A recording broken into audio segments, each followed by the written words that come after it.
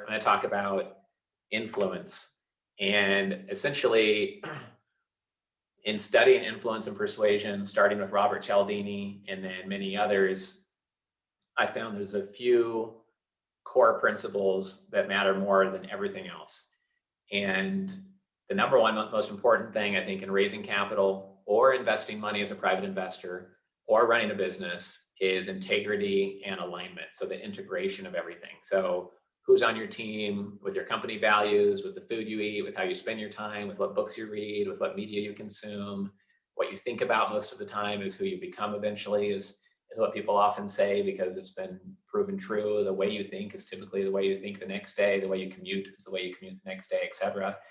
And when I studied influence and persuasion for hundreds and hundreds of hours, and after my MBA was done, that's all I studied through the Harvard ALM program, was taking a bunch of courses on psychology and psychiatry.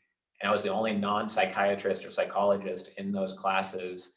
It became obvious there's a few core things that move the needle more than anything else. The first is that the more you can be an authority figure, the more influential you are. If something is scarce, people want it more. And if they see you have a high conviction and you're very committed, they're going to trust you and listen to you more.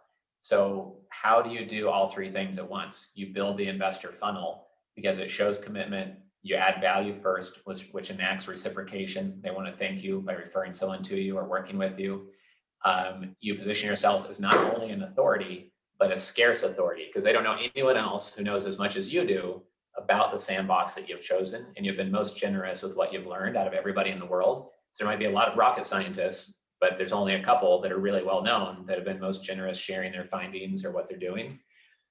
That's a big shortcut to the whole influence persuasion world and adapting it to the investment world. And in some of our workshops, we just talk about the investor funnel and how to put it into place. And we don't mention influence and persuasion for more than one slide.